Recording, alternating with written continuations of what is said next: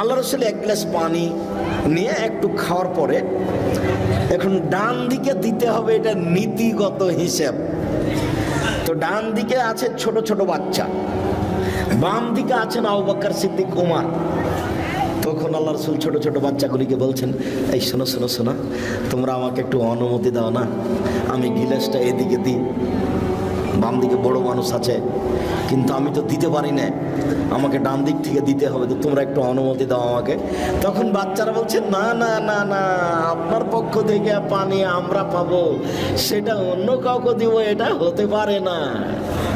তখন আল্লাহ রাসূল বলছেন, নাও তাহলে তোমরাই নাও, তোমরাই নাও। হাদিস বুখারী মুসলিম। এটা আপনি কি বুঝলেন? পৃথিবীর সবচেয়ে বড় মানুষ, এত বড় দামি মানুষ আল্লাহ পৃথিবীতে কাউকে সৃষ্টি করেননি।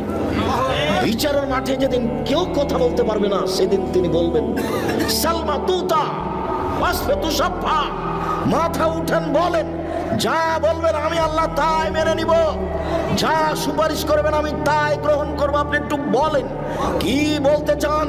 যাহাই বলবেন তাহাই মেনে নিব, যা সুপারিশ করবেন তাহাই গ্রহণ করব। এই কথা আল্লাহ বারবার বলবেন বিচারের মাঠে। ইনি হচ্ছেন মুহাম্মদ সাল্লাল্লাহু আলাইহি ওয়াসাল্লাম। এত বড় মানুষ বাচ্চা ছেলের কাছে অনুমতি চাচ্ছেন। আরেকটা জিনিস, ডান দিক থেকেই দিতে হবে। নিজে থেকে তো একটা ধর্ম বানাতে পারেন, আচ্ছা শোনো, ডান দিক থেকে দেওয়ার নিয়ম, কিন্তু আমি আজকে বাম দিক থেকে চালু করে দিলাম, এটা বলতে পারতেন, কিন্তু ধর্ম তার নিজের নয়, উপর থেকে যা বলেছেন তাই হবে। তাহলে পীর সাহেবের কি হবে? আপনাকে আর পীর সাহেবকে দেখে আমার মাঝে মধ্যে খুব অবাক লাগে। আর যেসব দিনী ভাই বোন আমার বিরুদ্ধে বলে, তাকেও দেখে আমার অবাক হয় যে আমি তো কোনোদিন অপ্রয়োজনীয় বাক্য বললাম না, তো আমার পিছনে লাগলো কি করে, কেন এ কথা বলছে? আচ্ছা, আমি না হয় চাঁপাইনবাবগঞ্জ পল্লী এলাকাতে বক্তব্য দিতে বলেছিলাম। ঘটনাটা ছিল এই যে চাঁপাইনবাবগঞ্জ পল্লী এলাকার মহিলারা বাড়ির পিছন দিকে গিয়ে সমতল মাটিতে বসে পেশাব করে। তো সমতল মাটিতে বসে পেশাব করলে পেশাব ছিটে এসে গায়ে লাগবে। মানুষের পেশাব ভয়াবহ, ইবাদত কবুল হবে না, না ধুইলে কবরে শাস্তি হবে। পক্ষান্তরে চাঁপাইনবাবগঞ্জের মহিলা পুরুষ গাভীর পাশ দিয়ে গেলে, গাভী যদি পেশাব করে তাহলে কাপড়টা গুটিয়ে ধরে, দূর দিয়ে যায়, যেন গাভীর পেশাব কাপড়ে না লাগে। অথচ যেসব প্রাণীর গোশত খাওয়া যায় সেসব প্রাণীর পেশাব নাপাক নয়, ওটা হাদিস বুখারী মুসলিম। আমার কিছু করার নেই। উটের পেশাব খেতে আল্লাহর নবী বলেছেন, আমি কি করতে পারি বলেন? হাদিস বুখারী মুসলিম। পৃথিবীর সবচেয়ে দামি মানুষ যার হাতে ধর্ম নির্ভর করে, তিনি বলেছেন যে তোমাদের পেট ফুলে গেছে, তোমরা উটের পেশাব খাও। যেখানে ছাগল বাঁধা থাকে সেই জায়গাতে তিনি সালাত আদায় করতে বললেন, নামাজ পড়তে বললেন, যে অথচ ছাগলের পেশাব আছে। আমি কি করতে পারি? আমি ওটা বলতে চাইনি এই কথাটি, আমি পরিস্থিতিতে বলেছি যে আরে আপনি গাভীর পেশাব থেকে বেঁচে থাকতে চাচ্ছেন, অথচ গাভীর পেশাব বালতিতে করে নিয়ে কাপড় ভিজিয়ে সেই কাপড়ে সালাত আদায় করলে কোনো সমস্যা নেই। আমি একটা জোর দিতে গিয়ে কথাটা বলেছিলাম, কিন্তু কথাটা এসে নোয়াখালীতে এইভাবে ধরা পড়বে তা আমি বুঝতে পারি। যে আমি সরাসরি বলে দিলাম যে গাভীর পেশাবে কাপড় ভিজান, তারপর সালাত আদায় করেন, তার এটাই করতে হবে? জি না, ভুল হিসাব, আমি এটা বলিনি। আমি এইভাবে কথাটা জোর দিতে গিয়ে বলেছিলাম, সরাসরি এই কথা বলেছি এ কথা নয়। তার উপরে যে কথা বলেছি সে কথা আমাকে ফেরত নিতে হবে না। তবে আমি মানুষ, অবাক লাগে আপনি কিভাবে বিরুদ্ধে এত কথা বলতে পারেন। আমার জীবনে আমি কোনোদিন অপ্রয়োজনীয় বাক্য বলিনি। আমার জীবনে 90 সাল থেকে আমি মাঠে আছি, 90 সাল থেকে আমার জীবনে কোনোদিন আমি কেসা কাহিনী বলিনি। পুরো জীবন আমি কেসা পাবেন না। আমি যদি কারো কথা নকল করেছি তখন এভাবে বলেছি, তখন কেসাটা এভাবে দেখিয়েছি যে জনৈক বক্তা বক্তব্য বলছেন, একদিন গভীর রাতে বাইজিদের মাথা পানি চাইলেন। বাইজিদ দেখেন বাড়িতে পানি নাই, দূরে পানি আনতে চলে গেলেন। পানি নিয়ে এসে দেখেন মাথা ঘুমিয়ে গেছেন। বাইজিদ গিলাস সাথে করে মায়ের পাশে দাঁড়িয়ে থাকলেন। সকাল হয়ে গেল, মায়ের ঘুম ভেঙে গেল। মা দেখে পাশে বাইজিদ গিলাস নিয়ে দাঁড়িয়ে আছে। বাবা বাইজিদ, তুমি কেন দাঁড়িয়ে আছো? আম্মা, আপনি সন্ধ্যা রাতে পানি চেয়েছিলেন, দেখি বাড়িতে পানি নাই, দূরে পানি আনতে গেলাম, পানি নিয়ে এসে দেখে আপনি ঘুমিয়ে গেছেন। আমি চিন্তা করলাম রাতের কোনো অংশে যদি আমার আম্মা পানি চান, আমি যদি নির্ধারিত সময়ে পানি দিতে না পারি তাহলে আমি উপযুক্ত সন্তান হতে পারবো না। সেই জন্য আমি গিলাস নিয়ে দাঁড়িয়ে আছি। মা গিলাসটা হাতে করে পানিটুকু পান করে নিয়ে বাচ্চাকে শুইয়ে দিয়ে আল্লাহর দরবারে প্রার্থনা করতে লাগলেন, আল্লাহ, আমার বাইজিদের প্রতি আমি খুশি হয়ে গেছি, তুমি আমার বাইজিদকে কবুল করে নাও। মায়ের দোয়া কবুল হয়ে গেল, বাইজিদ বড় আলেম হয়ে গেলেন। ঘটনা মিথ্যে। আমি যদি বক্তব্য কণ্ঠস্বরে কোনো কথা বলে থাকি, যদি কাহিনী বলে থাকি, তা আমি কারো কথা নকল করে এভাবে বলে দেখিয়েছি আপনাকে, দিয়ে বলেছি যে এটা আপনি প্রমাণ করেন, আমার মরা পর্যন্ত সময় থাকবে। দেখি আপনি কিভাবে প্রমাণ করবেন। 30 পারা কোরআন আপনার চোখে ধরে না, এটা একটু অনুবাদ করে শোনাতে পারেন না? মুহাম্মদ সাল্লাল্লাহু আলাইহি ওয়াসাল্লামের 23 বছরের জীবন, 30,000 সহিহ হাদিস আপনার একটু চোখে পড়ে না? আপনি একটু এগুলো শোনাতে পারেন না? নোয়াখালী লক্ষ্মীপুর বাড়ি হলেই কি একবারে শুনে না আহমদুল্লাহ নাস্তাকবর বলে কাহিনী শুরু করে দিতে হবে? রিয়াজুস সালেহিন থেকে খাওয়ার উপরে, পান করার উপরে 10টা হাদিস মুখস্থ করে বলা যায় না? রিয়াজুস সালেহিন থেকে 20টা হাদিস মুখস্থ করে সালামের উপরে বলা যায় না? রিয়াজুস সালেহিন থেকে সুদ ঘুষের উপরে 10টা হাদিস বলা যায় না? কেন আপনি এখানে আসলেন? কেন আপনি আসবেন এখানে? কেন আপনার মসজিদে ফাজাইল আমল থাকবে? আপনার একটু হাদিস গ্রন্থ হয় না? আপনার চোখে পড়ে না? কেন আপনি ওসব বলবেন যে কিসসা কাহিনী দিয়ে শোনাবেন? কেন আপনি করবেন এটা? কি প্রমাণ আছে তার? শুনুন, জোর করে পরকাল হারায়েন না, টুপি দিয়ে বিচারের মাঠ রক্ষা হবে না। শুনুন, জুব্বা দিয়ে বিচারের মাঠ রক্ষা হবে না। শুনুন, পাগড়ি দিয়ে বিচারের মাঠ রক্ষা হবে না। বিচারের মাঠ বড় কঠিন। আজ কোন মানুষ কোন মানুষের কোন উপকার করতে পারবে না। একচ্ছত্র মালিকেরা আমার। আইনাল জব্বার, আইনাল মুতাকাব্বির, স্বৈরাচারী, স্বেচ্ছাচারী, অহংকারী, বদ মেজাজিরা কোথায়? আনা মালিকুল আমলাক, আমি হচ্ছি রাজাধিরাজ। এই কথা বলে বিচার শুরু হবে। বিচারের মাঠ বড় কঠিন। সম্মানিত দিদি ভাই বোন, স্বামীকে মেনে চলেন। 3টা গুণের ভিত্তিতে একজন মহিলা ভালো হতে পারে। 1, স্বামীর সাথে কথা বললে হাসি মুখে বলে। 2, স্বামী আদেশ করলে পালন করে। 3, স্বামী বাড়িতে না থাকলে নিজেকে গুটিয়ে হেফাজতে রাখে। ভাবির বাড়ি, চাচির বাড়ি চলে যায় না, মোবাইলে গল্পে লিপ্ত হয় না, নিজেকে হেফাজতে রাখে। মনে থাকবে কি? ভালো মহিলার কয়টা গুণ বলেন তো দেখি? 3টে। 1, স্বামীর সাথে কথা বললে হাসি মুখে বলে। 2, স্বামী আদেশ করলে পালন করে। 3, স্বামী বাড়িতে না থাকলে নিজেকে হেফাজতে রাখে। এই 3টা গুণের ভিত্তিতে একজন নারী ভালো হতে পারে। এবার আপনাকে নিয়ে একটা কথা বলে আমরা আলোচনায় যাচ্ছি। আপনি কে? আপনার পরিবারের উপরে আপনার কি ক্ষমতা আছে? প্রেসিডেন্ট আইয়ুব, পাকিস্তানের প্রেসিডেন্ট মার্শাল্লাহ জারি দেশে 44 ধারা জারি আছে, কারফিউ জারি। সন্ধ্যার পরে কেউ বাড়ি থেকে বের হতে পারবে না, 4টে যাতায়াত বন্ধ। সেদিন একটা ভ্যানওয়ালা বলছে যে খুব তাড়াতাড়ি বাড়ি যেতে হবে। বলে কেন? বলে ফখরুদ্দিনের যুগ কি যে হয়। রাজশাহী মেডিকেলে গিয়ে দেখছি যে মেডিকেল একটা কলার ছালও নাই, মানুষও নাই। আমার নিজের কথা বলছি, নিজের চোখের দেখা কথা।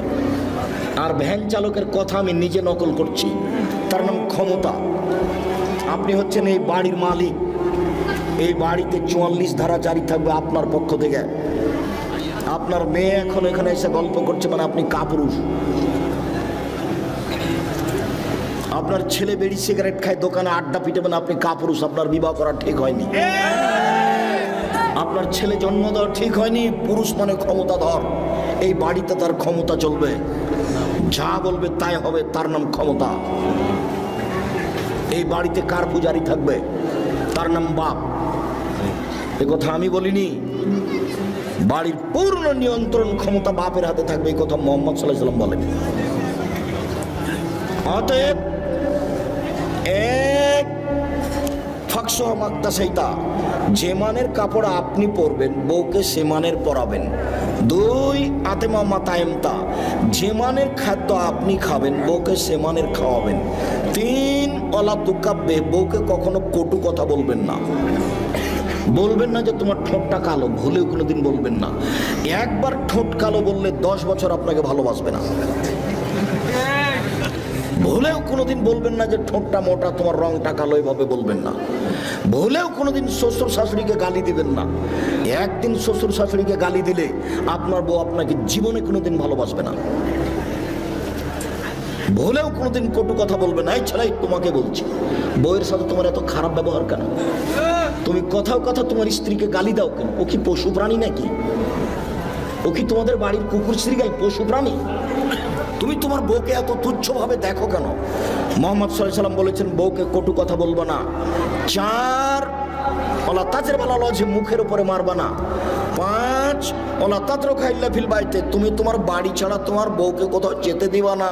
ও খালার বাড়ি যেতে পাবে না, ও ফুফুর বাড়ি যেতে পাবে না, ও ভাবির বাড়ি যেতে পাবে না, ও মায়ের বাড়ি যেতে পাবে না। জরুরি প্রয়োজন ছাড়া বাড়ি ত্যাগ করতে পারবে না। এই কথা মুহাম্মদ সাল্লাল্লাহু আলাইহি ওয়াসাল্লাম বলেন, আমি বলিনি। ও আপনার বাড়ির বাইরে যেতে পারে না। বিবাহের বাড়িতে যাওয়ার কোনো প্রশ্নই আসে না। বিবাহের বাড়িতে গেলে স্বামীর সংখ্যা বেশি হয়ে যাবে। স্বামীর সংখ্যা বেশি হয়ে যাবে, মানে অবৈধ কর্ম হয় একেবারেই সহজ। ভুলেও কোনোদিন বিবাহের বাড়ি স্ত্রীকে যেতে দিবেন না। আপনি যান, আপনার ছেলে যাক, আপনার বাপ যাক, মহিলা যদি যাওয়াই লাগে আপনার মা যাক, আপনার বউ যাবে না। বইয়ের উপর একটা কন্ট্রোল ক্ষমতা থাকতে হবে, কথা মুহাম্মদ সাল্লাল্লাহু আলাইহি ওয়াসাল্লাম বলেন। এই বাড়িতে আপনার পক্ষ থেকে কার পূজারি থাকে, 5টা জিনিস জরুরি। মহান আল্লাহ বলেন, ফাসাল্লি লিরাব্বিক, পৃথিবীর মানুষ তোমরা তোমাদের প্রতিপালককে সন্তুষ্ট করার জন্য সালাত আদায় করো। মুহাম্মদ সাল্লাল্লাহু আলাইহি সাল্লাম, আপনি আপনার প্রতিপালককে সন্তুষ্ট করার জন্য সালাত আদায় করুন। মহান আল্লাহ বলেন, হাফিজু আলাস সালাওয়াত ওয়াস সালাতিল উস্তা, পৃথিবীর মানুষ তোমরা 5 ওয়াক্ত সালাত আদায় করো, বিশেষভাবে আসরের সালাত আদায় করো। আসরের সালাত নির্ধারিত সময়ে আদায় করতে হবে, 5টাই করা যাবে না। দেরি করতে করতে করতে হুজুর একবারে সূর্য ডুবিয়ে দেয় মনে হচ্ছে, সেটাই হুজুরের কাছে পছন্দনীয়। এই ছেলে, প্রত্যেকটা বস্তুর ছায়া যখন তার সমপরিমাণ হবে তখন আসর। আমি বলিনি এই কথা, কে বলেছেন বলো তো? মুহাম্মদ সাল্লাল্লাহু আলাইহি সাল্লাম। আর তুমি যখন আসরের চেয়ে সালাত আদায় করছো তখন 10টা হয়ে গেছে গো। বুঝতে পারোনি কথা? আসরের সালাতের সময় কখন?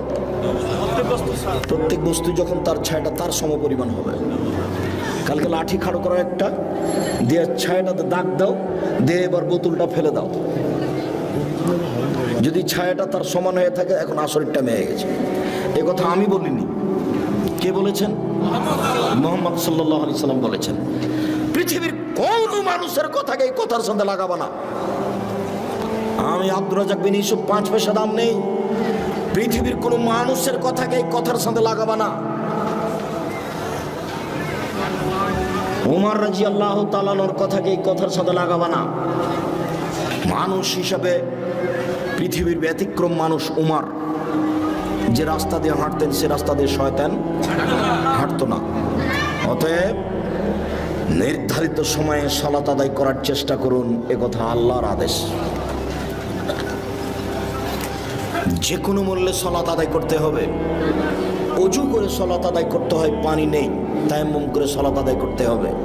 মাটি নেই, বিনা অজুতে বিনা তায়াম্মুমে সালাত আদায় করতে হবে।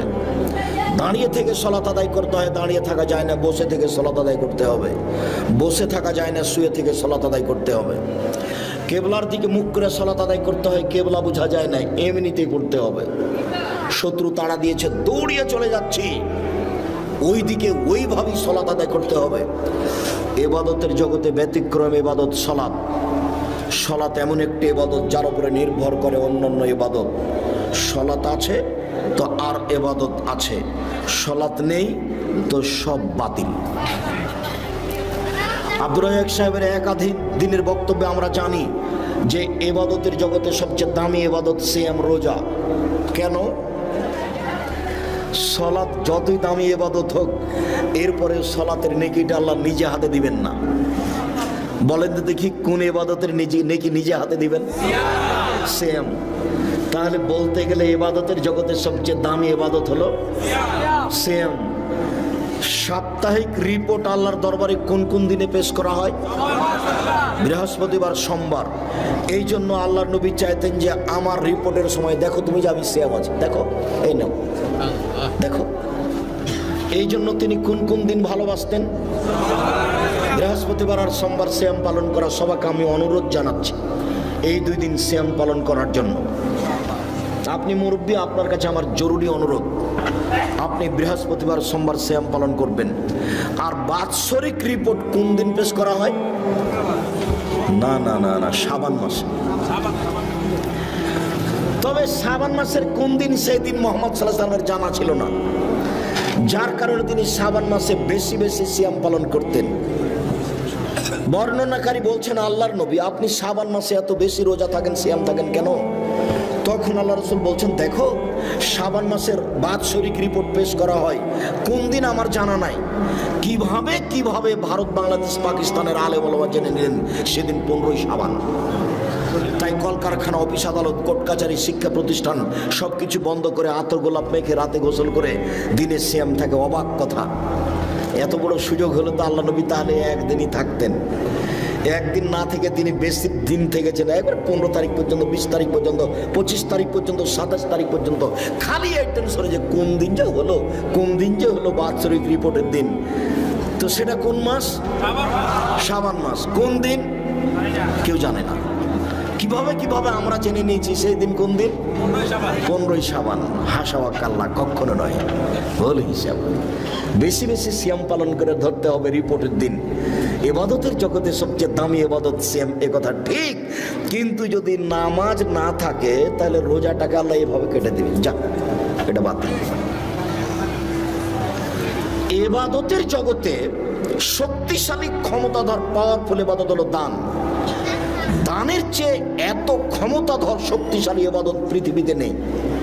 দান করলেন এখানে মায়ের নামে, কবরের শাস্তি বন্ধ। ক্ষমতাই ভিন্ন।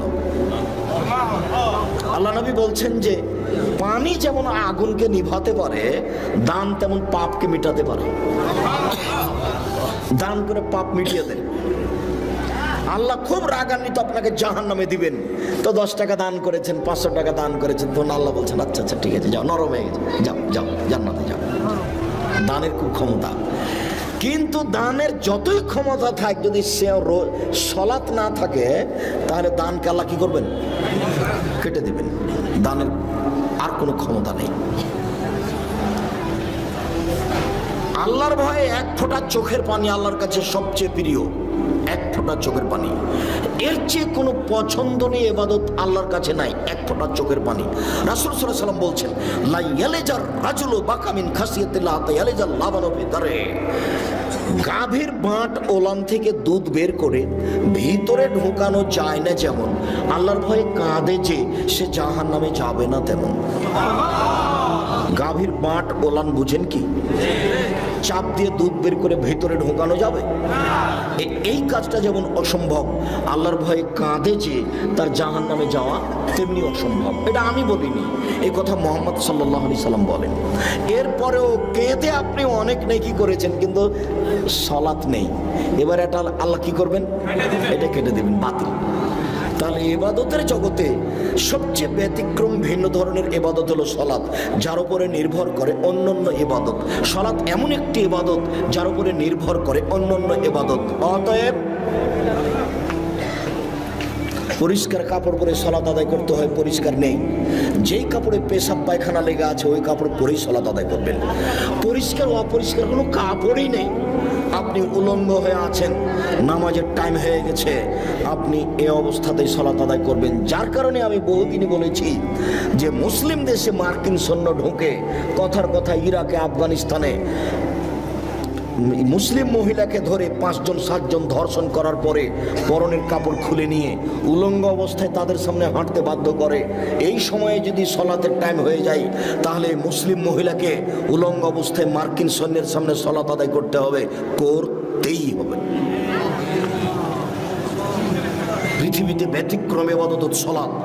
যেই সলাত, যে ইবাদত মানুষের কোনো অসুবিধা বুঝে না, সমস্যা বুঝে না, অসুখ বিসুখ বুঝে না, কিছুই বুঝে না, একেবারে কিছুই বুঝে না। সময় হলে সলাত আদায় করতে আপনি বাধ্য। পৃথিবীতে ব্যতিক্রম ইবাদত সলাত। যারা সলাত আদায় করে না তারা কেমন? যারা সলাত আদায় করে না তারা কাফের। রাসূল সাল্লাল্লাহু আলাইহি সাল্লাম বলেন, মান তারাকা সলাতা মুতাআম্মিদান ফাকাদ কাফারা। কেউ যদি ইচ্ছাকৃত সলাত ছেড়ে দেয় তাহলে সে কাফের হয়ে গেল। মুহাম্মদ সাল্লাল্লাহু আলাইহি সাল্লাম বলেন, বাইনাল আবদি ওয়া বাইনাল কুফরি তারকুস সালাহ। মুসলমান এবং কাফের মধ্যে পার্থক্য হচ্ছে সালাত ছেড়ে দেওয়া। কেউ যদি সালাত ছেড়ে দেয় তাহলে সে কাফের, কেউ যদি সালাত আদায় করে তাহলে সে মুসলমান। আসহাবু মুহাম্মাদিন সাল্লাল্লাহু আলাইহি সাল্লাম লা ইয়ারাউনা তারকু কুফরুন গায়রা সালাহ। মুহাম্মদ সাল্লাল্লাহু আলাইহি সাল্লামের সঙ্গী সাথী সাহাবীগণ কেউ যদি রোজা ছেড়ে দিয়েছে তাহলে তাকে কাফের মনে করতেন না। কেউ যদি হজ না করত তাহলে তাকে কাফের মনে করতেন না। কেউ যদি যাকাত না দিত তাহলে তাকে কাফের মনে করতেন না। তবে কেউ যদি সালাত আদায় না করত তাহলে তাকে কাফের মনে করতেন। রাসূল সাল্লাল্লাহু আলাইহি সাল্লাম বলেন, উমিরতু আন উকাতিলান নাস হাত্তা ইয়াকুলু লা ইলাহা ইল্লাল্লাহ। মানুষ যতদিন পর্যন্ত লা ইলাহা ইল্লাল্লাহ না বলেছে, সালাত আদায় না করেছে, আমি তাকে পিটিয়ে সালাত আদায় করাবো, মারবো না হয় মরবো। এই হাদিসের ভিত্তিতে সেই কালে ইমাম আহমদ ইবনে হাম্বল রাহিমাহুল্লাহ বলেছেন, কেউ যদি সালাত আদায় না করে তাহলে তাকে কুরবানি করতে হবে। এই হাদিসের ভিত্তিতে সেই কালে ইমাম আবু হানিফা রাহিমাহুল্লাহ বলেছেন, কেউ যদি সালাত আদায় না করে তাহলে তাকে জেলখানায় বন্দি করে পিটিয়ে সালাত আদায় করাতে হবে। এই হাদিসের ভিত্তিতে বর্তমান আরবি বিদ্বানগণ বলছেন, স্বামী নামাজ পড়ে স্ত্রী পড়ে না, স্ত্রী পড়ে স্বামী পড়ে না, তাহলে বিবাহ কেটে গেছে, বিবাহ বাতিল। চেয়ারম্যান লাগে না, মেম্বার লাগে না, খাতা কলম লাগে না, বিবাহ এমনিতে গেছে। এই ছেলে, তুমি কি কারো গায়ে হাত দিয়ে আছো নাকি? রেডি হও। এক খেলে চেয়ে থাকবা তোমাকে যেন পাখি মনে করে পাথর। এক খেলে চেয়ে থাকবা যেন তোমাকে পাখি মনে করে পাথর। সম্মানিত দিনী ভাই বোন, একজন বেনামাজি যদি মারা যায় তো আরবি বিদ্বানগণ বলছেন ওকে শ্মশান ঘাটে ফেলে দিতে হবে। হিন্দু মারা গেলে যেখানে ফেলতে হয় সেখানে ফেলে দিতে হবে, মুসলমানের কবরস্থানে কবর দেওয়া যাবে না।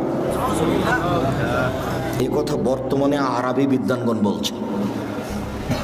অতএব কেউ যদি সালাত আদায় না করে তাহলে তারা কাফের। আমরা বলছি তারা বড় পাপী। একটু কেউ যদি সালাত আদায় করে রাসূলের পদ্ধতি না করে তাহলে সে কেমন? কেউ যদি সালাত আদায় করে রাসূলের পদ্ধতিতে না করে তাহলে ফাওয়াইলুল লিল মুসাল্লিন আল্লাযীনা আন সালাতিহিম সাহুন। যারা সালাত আদায়ের ব্যাপারে অমনোযোগী, ঠিক মতো সালাত আদায় করে না, তারা ওয়াইল নামক জাহান্নামে যাবে। রাসূল সাল্লাল্লাহু আলাইহি সাল্লাম বলেন, যারা ঠিক মতো নিয়ম মতো সালাত আদায় করে না তারা ফেরাউনের সাথে থাকবে। পৃথিবীতে সবচেয়ে বড় বদ মানুষ ফেরাউন। অনেকে আল্লাহ বলে দাবি করেছে। Charles Darwin, Hume, Hegel, Lenin, Karl Marx, Engels, Abraha, Abu Jahl, Abu Lahab, Dakyanus, ডিকেটিস, সক্রেটিস, নমরুদ, ফেরাউন, সাদ্দাত, কারুন, অনেকে আল্লাহ বলে দাবি করেছে, তবে ফেরাউনের মতো নোংরা দাবি কেউ করেনি। মিশর জাদুঘরে ঢুকে বারবার বলছি, মোহাম্মদ ফেরাউনের লাশ কোথায় সেখানে চলো। 150 পাউন্ড দিয়ে টিকিট করে ভিতরে ঢুকেছি ফেরাউনকে দেখার জন্য। দীর্ঘ সময় কাটার পরে ফেরাউন কোথায় আছে খুঁজে পাওয়া যায় না। জিজ্ঞাসা করো, জিজ্ঞাসাতে বোঝা গেল আরো 300 পাউন্ডের টিকিট করে ঢুকতে হবে, সেটা এইদিকে। তো টিকিট করার পরে ভেতরে গেলাম, দেখি 12 জন লাশ, প্রায় সবাই একই, 19-20 বোঝা যায় না। একটা লাশের পাশে লেখা আছে আল ফারার আসলি, এ হচ্ছে আসল ফেরাউন। যদিও আমি খুব একটা নিশ্চিত বিশ্বাসী নই, কেননা যেখানে ফেরাউন ডুবে গেছে বলে তারা সাইনবোর্ডে লিখে রেখেছে। আমি বক্তব্যে যখন বলেছি জায়গাটা না দেখার আগে, তখন আমার কাছে একটা অস্পষ্ট ছিল। আমি বলেছি কাল আসাব মুসা ইন্দাল্লাহ মুদরাকুন, মুসার সঙ্গী সাথী বললেন আমরা বন্দি, ফেরাউন আমাদেরকে ধরে নিয়েছে। কেন? ডানে ফেরাউন, বামে ফেরাউন, পিছনে ফেরাউন, সামনে সাগর। মুসা আলাইহিস সালাম দৌড়িয়ে পালাচ্ছিলেন, পালাতে পালাতে সামনে সাগর পড়েছে। তো এখন ডান দিকে বাম দিকে পিছন দিকে ফেরাউন আছে, সামনে সাগর, বাঁচার কোনো পথ নেই। তাই সাহাবীগণ বলছেন আমরা আটকা পড়েছি। তখন মুসা আলাইহিস সালাম বলছেন কাল্লা, কখনো নহে, অসম্ভব হতে পারে না, মুসা আমাকে ধরতে পারো না। বলো কি তুমি? ইন্না মাইয়া রাব্বি, আমার সাথে আমার প্রতিপালক রয়েছেন, তিনি তোমাকে পথ দেখাবেন। তোমরা বলো কি ফেরাউন আমাকে ধরে নিবে? মানে কাল্লা, কখনো নয়, অসম্ভব, এটা হতে পারে না, ফেরাউন আমাকে ধরতে পারে না। কেন? ইন্না মাইয়া রাব্বি, আমার সাথে আমার প্রতিপালক রয়েছে, তিনি আমাকে পথ দেখাবেন। মুসা নিজেও জানেন না পথ কি হতে পারে, কোনো পথই নাই। পথ কি আছে? কোনো পথই নাই। সামনে কুলজুম সাগর, যার শুরু শেষ বোঝা যায় না। কিসের বলছেন যে অসম্ভব হতে পারে না আমাকে ফেরাউন ধরতে পারেন? এটা তার ইমান, এটা তার ইমান, তার ইমান বলছে ফেরাউন আমাকে ধরতে পারেন, এটা অসম্ভব। তা আমার একটু বুঝতে বাকি ছিল। আমি আয়াতের উপরে বলেছি সেই জায়গাটা যদি ঠিক হয়, তো এখন দেখা যাচ্ছে যে কুলজুম সাগরের পাশ দিয়ে দৌড়াচ্ছেন আর পিছনে পিছনে ফেরাউন আসছে। এবার হঠাৎ করে সাগরের পাশে পাহাড় হলো এরকম মুখের উপরে, এই পাহাড়ের উপরে উঠা যাবে না। তাহলে এখন ডান দিকে আছে সাগর, মুখের উপরে আছে পাহাড়, বাম দিকে আছে ফেরাউন, পিছন দিকে আছে ফেরাউন, মানে চলে এসেছে। আবার এখানেই ফেরাউনকে পাওয়া গেছে, সেখানে তার সাইনবোর্ডে লেখা আছে আল্লাহ আলাম। লাশ দেখে তেমন বোঝা যায় না, তবে মাথার পিছনের দিকের চুলটা মনে হচ্ছে যে পেকে সাদা হয়ে আছে, এখনো চুল আছে। অন্যান্য লাশের তেমনটা বোঝা যায় না। আর হাতগুলি দেখে মনে হচ্ছে যে কুষ্ঠরোগ সাদা সাদা ভাব। অন্য হাতগুলি সব কালো হয়ে আছে, মমি দিয়ে কালো করা আছে। 12টা লাশ একসাথে আছে, 3টা মহিলা আর 9টা হলো পুরুষ। মিশর জাদুঘরে। সম্মানিত দিনী ভাই বোন, সবচেয়ে বদ মানুষ ফেরাউন। পৃথিবীর ইতিহাসে ফেরাউন যত বড় বদ, এত বড় বদ পৃথিবীর ইতিহাসে কেউ নেই। ফেরাউনই বলেছিল আনা রাব্বুকুমুল আলা, আমি হচ্ছি তোমাদের সবচেয়ে বড় প্রতিপালক আল্লাহ। ফেরাউনই বলেছিল মা লিবতালকুম মিন ইলাহিন গায়রি, মূসা আমি ব্যতীত আর কোনো মাবুদ আছে কথা আমি জানি না। ফেরাউনই বলেছিল লাইলিত্তাখাযতা ইলাহান গায়রি লা জালান্নাকা মিনাল মাসজুনিন, মূসা যদি আমাকে বাদ দিয়ে আরো কাউকে আল্লাহ বলে দাবি করো, আমি ফেরাউন তোমাকে জেলখানায় বন্দী করে দেব।